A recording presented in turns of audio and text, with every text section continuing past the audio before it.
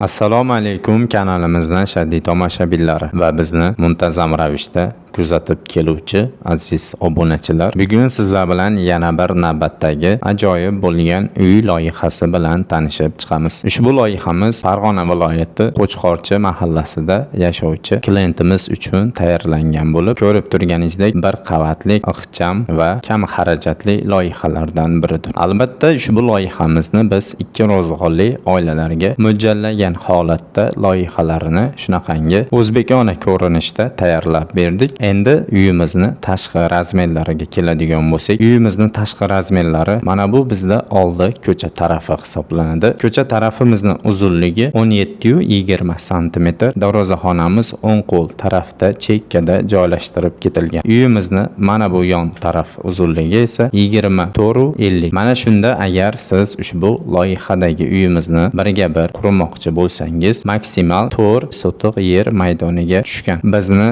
klient bilan qilingan dogovorimiz faqatgina planirovka ustalarga beriladigan chizmalari va shunaqangi 3D ko'rinishdagi dizayn ko'rinish holatlari bo'ldi. Endi sizlar bilan ko'rib turganingizdek xonalar joylashuvini birma-bir ko'rib tanishib chiqamiz. Undan oldin uyimizga qisqacha to'xtalib o'tadigan bo'lsak, uyimizda asosiy yashash xonalari bunaqangi G-obrazniy holatda tayyorlangan. Mana bu uyimizni orqa hovli tarafiga bunaqangi navislarini bir qavatli qilib ishlaganmiz. Endi loyihadagi uyimizning xonalar joylashuvini mana shu kamera orqali yurib tanishtirib o'tadigan bo'lsak, dastavval ko'cha tarafdan boshlaymiz. Ko'cha tarafga 3 ta derazamiz qaratib o'tilgan. Bittasi mehmonxonaniki va ikkitasi addiniy xonalardagi. Ko'cha tarafda o'ziga tegishli bunaqangi ozgina yashil maydonchalari bor va darvozaxonamiz chekkada o'ng qo'l tarafda joylashtirib ketilgan. Darvozaxonamizdan kirganimizda mana bu bizda darvozaxonamiz va ichkari hovlilarimizni ko'rinishlari. Bir qator hovlilarni ko'rib aylanib chiqadigan bo'lsak, ichkarida uyimiz bunaqangi ayvonli holatda o'zbekona chiroyli bo'lgan landshaftlari,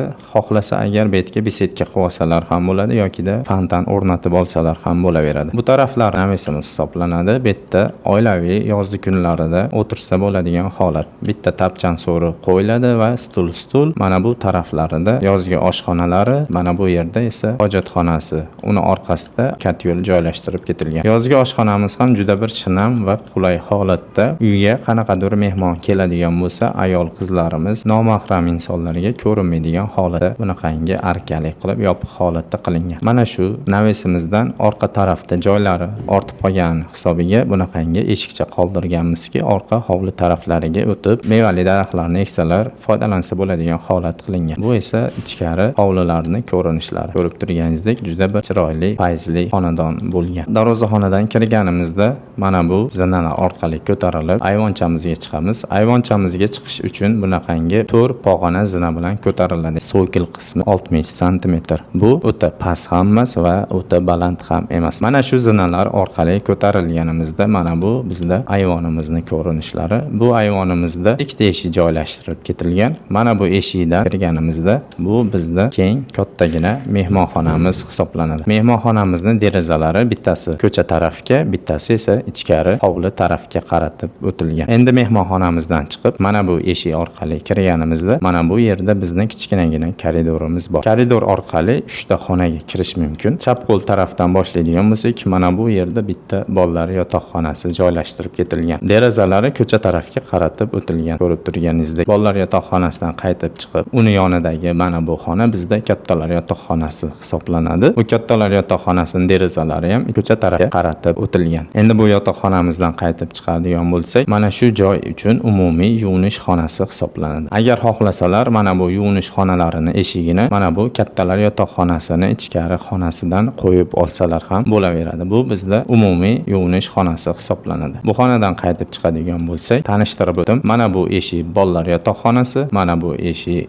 orqali kirilsa kattalar yotoqxonasi, to'g'ridagi yuvinish xonasi, mana bu o'ng qo'ldagi esa bizda oshxonamiz hisoblanadi. Oshxonamizga bemalol kuxna mebellarini joylashtirsalar yokida stul qo'yib kichkinagina oilaviy o'tirsa bo'ladigan holat qilsa bo'ladi. Aslida bu yerda faqatgina taom pishiriladi va oilaviy ovqatlanish uchun esa mana shu oshxona orqali mana bu tarafda qoldirib ketilgan umumiy o'tiriladigan xonaga olib kirib ovqatlanadi. Bu bizda umumiy o'tiriladigan xona hisoblanadi. Umumiy o'tiriladigan xonamizni derazalari bittasi ichkari hovli tarafga qaratib o'tilgan va bittasi esa orqasida yana ozgina perikosniy holatda joylari qolganligini hisobiga deraza qoldirib ketganmiz. Bu yerga ham deraza o'rnatib olsalar bo'ladi. Agar kimdadir imkoniyati bo'lmasa, mana bu oldi tarafga o'rnatilgan bitta deraza ham yetarli hisoblanadi. Umumiy o'tiriladigan xonadan bunaqangi yana ikkita xonaga kirish mumkin. Agar to'g'ri yuriladigan bo'lsa, bu ota-onasi uchun yotoqxona hisoblanadi. Mana bu eshikdan kirganimizda esa mana shu taraf uchun esa umumiy yuvinish xonasi hisoblanadi. Ota-onasini yotoqxonasini tanishtirib o'tadigan bo'lsak, bunaqangi holatda derazalari ichkari hovli tarafga qaratib o'tilgan. Derazamizdan ichkari hovli tarafimiz bunaqangi holatda ko'rinib turadi va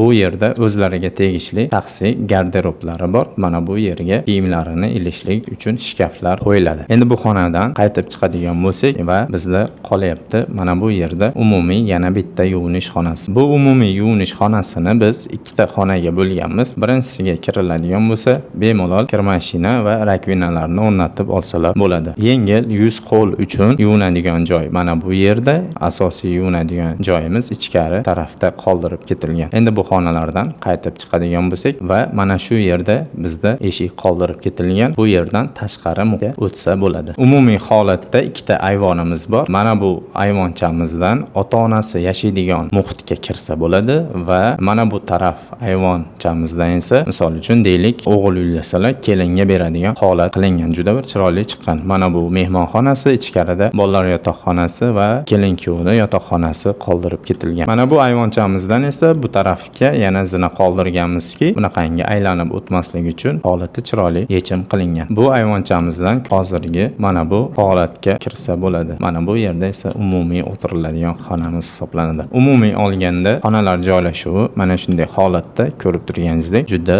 bir chiroyli holatda chiqqan. Mana azizlar, imkon qadar sodda va tushunarli tushuntirishga harakat qildim. Siz va yaqinlaringizga shunaqangi professional arxitektura va dizayn xizmatlari kerak bo'ladigan bo'lsa, albatta pastdagi nomerlarga aloqaga chiqishingiz mumkin yokida shunaqangi professional arxitektura va dizayn xizmatlarini izlab yurgan yaqinlaringizga ulashib qo'ysangiz ham bo'laveradi. Rahmat hammaga, sog' bo'linglar, salomat bo'linglar.